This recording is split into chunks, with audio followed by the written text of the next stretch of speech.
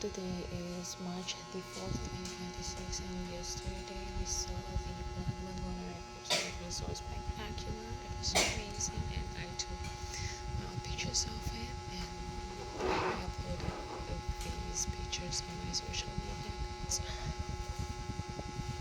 And seeing phenomena like this makes you think, makes you appreciate God more, makes you appreciate His power,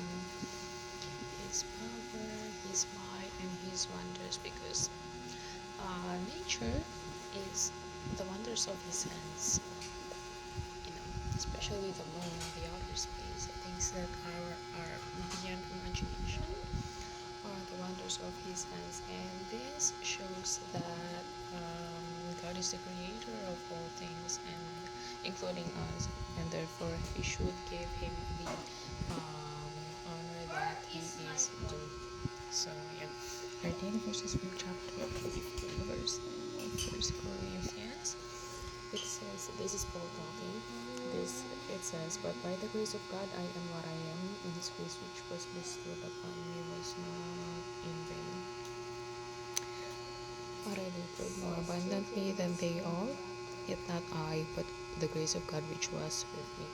So to summarize this verse, it is simple. We can summarize this verse in one phrase.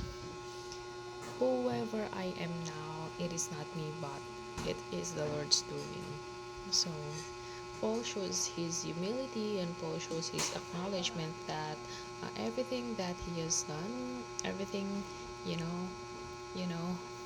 the person that he is now, the ministry, the service for God, it is not his doing. It is not by his own efforts, but it was God who gave him the strength to do all of them. It was God who changed him. It was God who shaped him into the person that he is now. So whatever we are now, whoever we are now, the success, the ministry, the service, the growth in our faith, it is not our own doing, but it is the Lord's doing. So let us give Him the acknowledgement. Let us give Him the glory. So